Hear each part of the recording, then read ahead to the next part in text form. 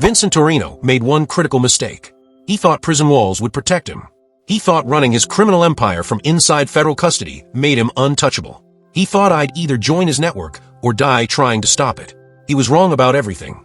And the day I walked back into that prison to confront him one final time, he finally understood what it meant to face someone with nothing left to lose. My name is Michael Rodriguez, and this is how I destroyed the largest environmental crime network in American history. How I identified the FBI mole who'd been betraying investigations for years. How I finally got justice for my father's murder and the 15,000 people my mother had killed. This is the end of Vincent Torrino's empire, and the beginning of mine. After the arrests in Boston, Agent Vasquez assembled her team for an emergency meeting. Everyone who'd been involved in the undercover operation. Everyone who'd known about my Marcus Chun identity. Everyone who'd had access to the briefings that had been leaked to Vincent's network. Someone in this room, Vasquez said, her voice cold with controlled fury, has been feeding information to a criminal organization. Someone betrayed Michael's cover. Someone put his life at risk. Someone is responsible for compromising federal investigations across 6 cities. 12 agents sat around the conference table. I knew most of them by name. Had worked with them for months. Trusted them with my life. One of them had been trying to get me killed. We've analyzed communication patterns, Vasquez continued, pulling up data on a large screen. Every leak coincided with specific briefings. Every compromise happened after particular team members had access to operational details. The screen showed a timeline. My first meeting with David Park leaked within hours. My undercover identity as Marcus Chun exposed within days. My plan to infiltrate the Boston operation, known to Vincent's network, before I'd even arrived. The pattern points to one person, Vasquez said, and her eyes locked onto Special Agent Robert Morrison. Mid-50s veteran investigator, 25 years with the Bureau. Someone everyone trusted. Morrison didn't flinch. That's a serious accusation, Elena. It's a serious crime, Robert. Care to explain why your personal phone records show calls to burner numbers registered to David Park's assistant? Or why your bank account received deposits totaling $400,000 from shell companies connected to Vincent Torrino's network? The room erupted. Agents shouting, Morrison denying everything, Vasquez calling for security. But I noticed something the others missed. Morrison's hand moving toward his jacket pocket. The same motion I'd seen David Park make before pulling out a signal jammer. Gun. I shouted, diving across the table. Morrison pulled his service weapon, but not to shoot. He pressed the barrel under his own chin, finger on the trigger.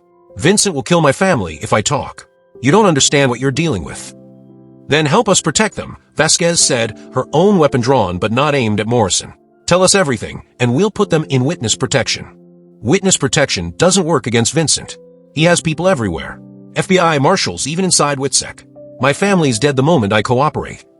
Your family's dead if you don't, I said, still crouched on the conference table. Vincent doesn't leave loose ends. You know that better than anyone. Morrison's hand shook. The gun barrel pressed harder against his skin. For a moment, I thought he'd pull the trigger. End it all rather than face what came next. Then he lowered the weapon and started talking. Morrison's confession took 6 hours. Everything he knew about Vincent's operation, recorded and documented, evidence that would dismantle the entire network. He'd been compromised 8 years ago when Vincent's people discovered Morrison's gambling debts. Instead of reporting it, Morrison took their money and became their inside source. Vincent has 7 other agents on his payroll, Morrison revealed. Not just FBI, DEA, EPA, even a federal prosecutor. All of them feeding information, burying evidence, sabotaging investigations. Names, Vasquez demanded. Morrison provided them.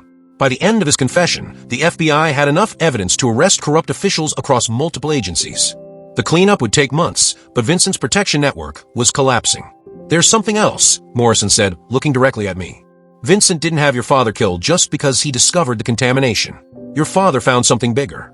Evidence that the environmental crimes were connected to organized crime families going back to the 1950s. My blood went cold. What kind of evidence? Documents showing that the mob had been dumping industrial waste for decades, then selling the contaminated land to developers. Your mother's operation wasn't original. It was just the latest iteration of a system that's been operating since before she was born. Where are those documents now? Hidden. Your father never told anyone where, not even your real mother. He was planning to reveal everything, but Vincent had him killed before he could. Morrison pulled out a key from his pocket. But your father left this with someone he trusted.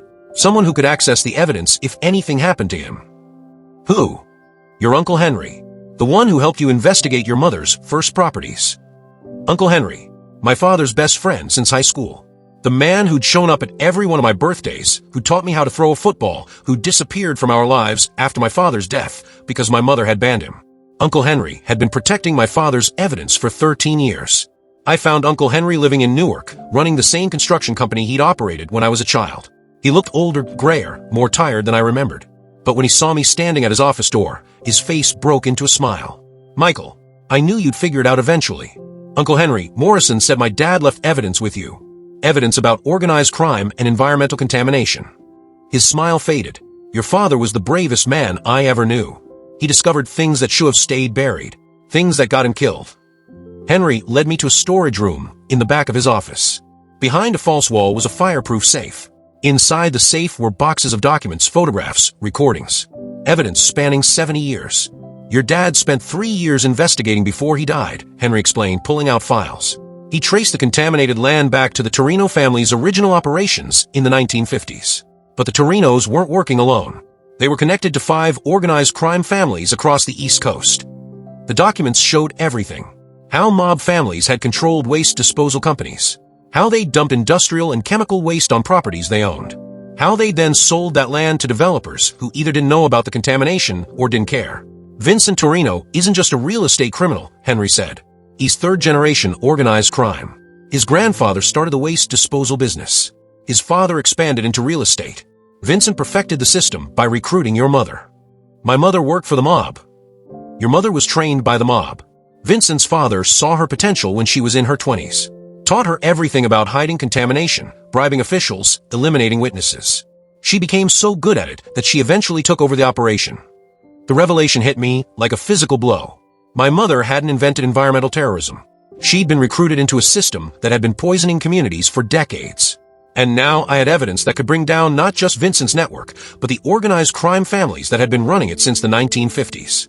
Why didn't you give this to the FBI when Dad died?" I tried. Gave it to an agent I thought I could trust. 2 weeks later, that agent was dead in a car accident and the evidence had disappeared. Henry pulled out another key, identical to the one Morrison had given me. "These are copies. Your dad made multiple sets, hid them in different locations. This is the last one." The FBI used the evidence to build a massive RICO case. Racketeering, conspiracy, environmental terrorism, murder for hire. Charges against Vincent Torrino, 5 organized crime families, and dozens of real estate companies across the country. But before the trial, Agent Vasquez arranged one final prison visit. Me and Vincent, face to face, with everything out in the open. Vincent looked different than the last time I'd seen him. Prison had aged him, made him thinner, harder.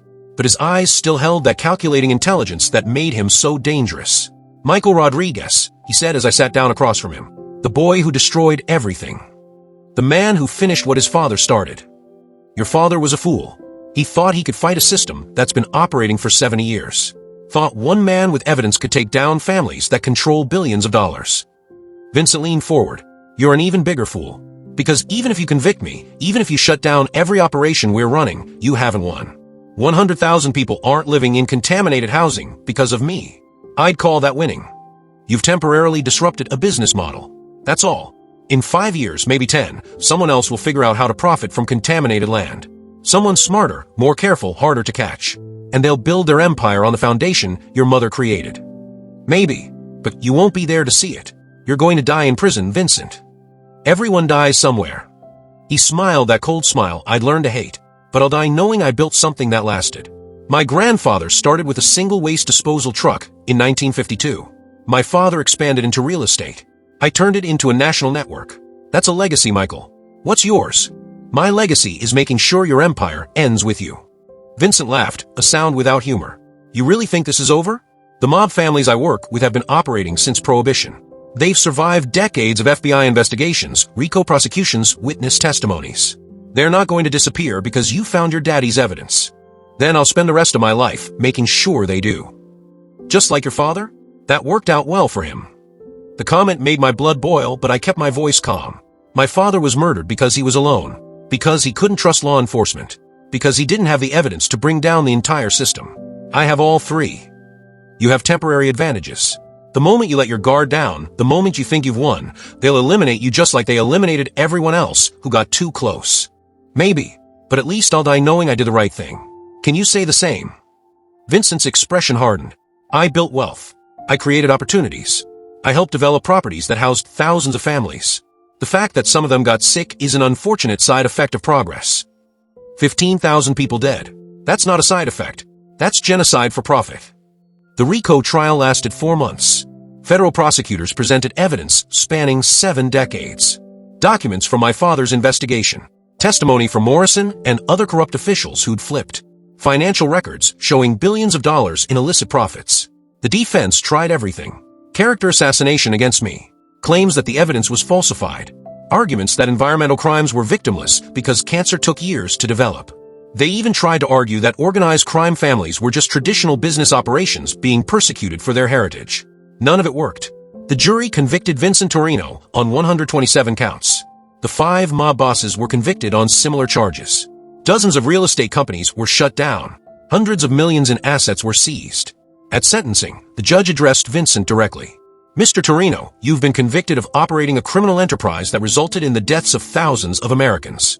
Your organization poisoned communities for profit, corrupted law enforcement, and murdered anyone who threatened to expose your crimes. I hereby sentence you to life in prison without possibility of parole, consecutive sentences for each murder count. You will die behind bars. Vincent showed no emotion, but as guards led him out of the courtroom, he looked at me one final time. This isn't over, he mouthed. Maybe he was right. Maybe organized crime would find new ways to profit from contaminated land. Maybe other criminal networks would try to rebuild what Vincent had created. But today, justice had been served. The cleanup took years. Federal agencies identified over 400 contaminated residential buildings across 6 cities.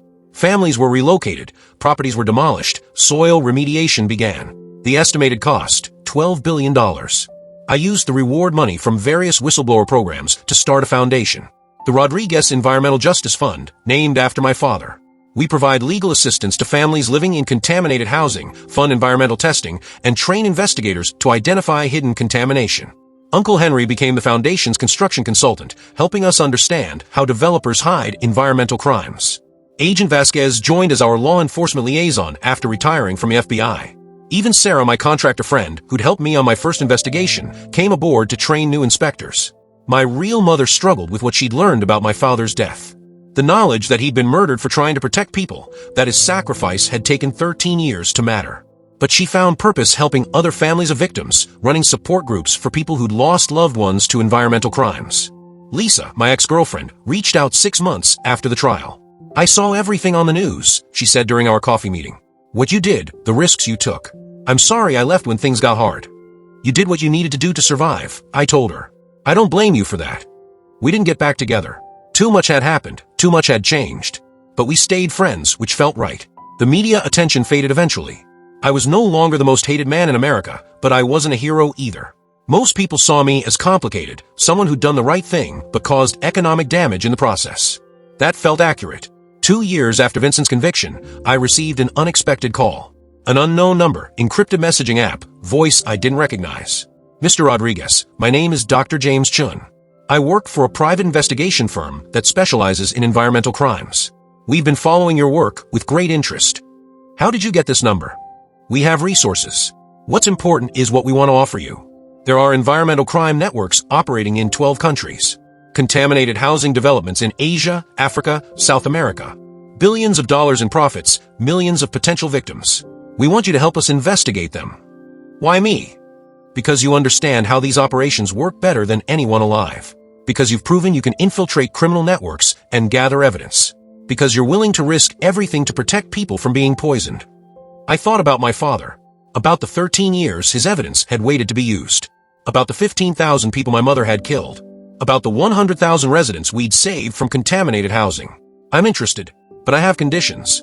Complete transparency, no secret operations. Everything documented, everything legal. And we work with law enforcement, not around them. Agreed. When can you start? I looked around my small apartment at the foundation work scattered across my desk, at the photos of my father and the families we helped. Give me a month to arrange things here. Then I'm yours. As I ended the call, I realized something. Vincent had been right about one thing. This really wasn't over. Environmental crimes were global, ongoing, constantly evolving. New criminals would always try to profit from poisoned land. But now, so would people try to stop them. My father had started this fight in Newark. My mother had turned it into a national crisis. I'd helped bring justice to thousands of victims. Now it was time to take the fight global. Because every home deserves to be safe. Every family deserves to know the ground beneath their feet isn't poisoned. Every child deserves to grow up without cancer caused by someone's greed. That's not just justice. That's humanity. And it's a fight worth dedicating your life to. 6 months later, I stood in Shanghai, looking up at a luxury residential tower that looked exactly like the ones Vincent Torrino used to build. My new partner from the investigation firm had just shown me environmental reports that had been falsified, soil samples that had been altered, inspection records that had been forged. Different country, different language, same crimes. I activated my recording equipment, adjusted my hidden camera, and walked toward the building's sales office. "Hello," I said to the receptionist in Mandarin. "I'm interested in buying a penthouse." Some fights never end. Some battles just move to new ground. And some investigators never stop fighting.